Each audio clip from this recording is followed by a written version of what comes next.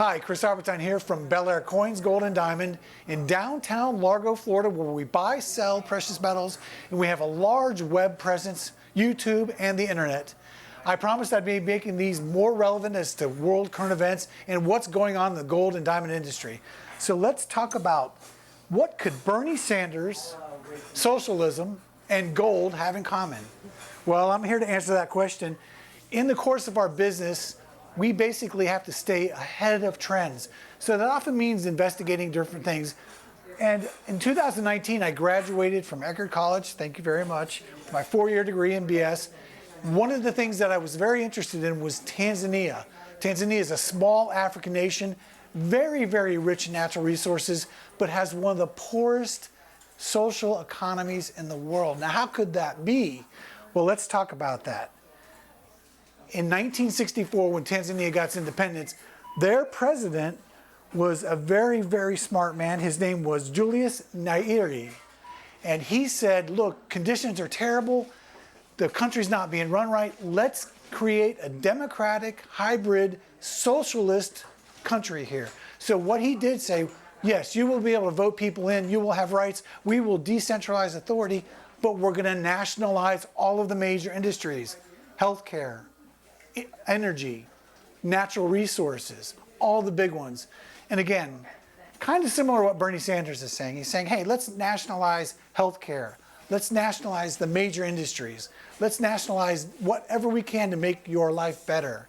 President Nyerere was very, very accomplished in this. He was there for 30 years, and he did raise the standard of living up from what it was to a very good point. However, when he was gone, that socialism that created the nationalist industries, what that means is when you nationalize your natural resources, the government controls that.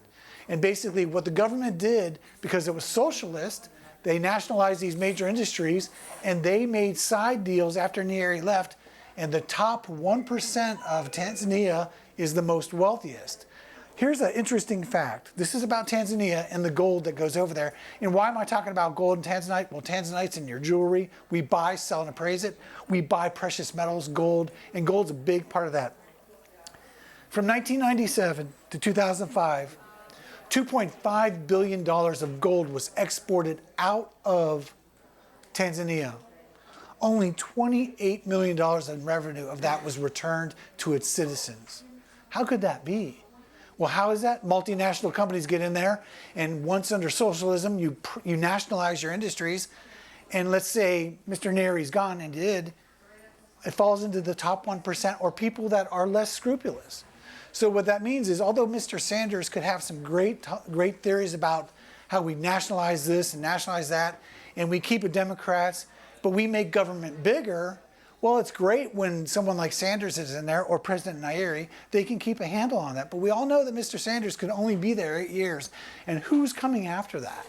So do we want to make, we would like to vote for Bernie Sanders, some of us, because we don't trust government and we don't want that happen. We don't want government causing us problems. But what happens with Sanders, if he nationalizes everything, creates a bigger government becomes more intrusive, then he leaves.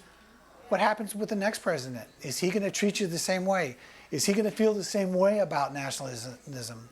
So what I'm trying to say here is, although the system in place in Tanzania was great when it started, it's not the system that falters, it's the people in it.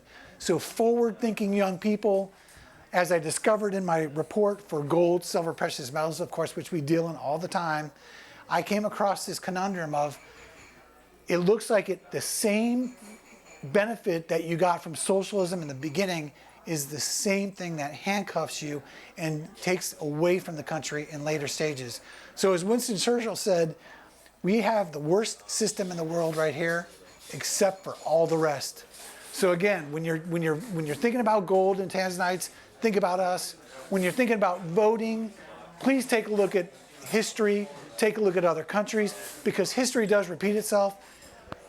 Forward, free-thinking people, again, do your research on Tanzania, compare it to the hybrid socialist democratic government that they have that was successful under a certain rule that is now faltering.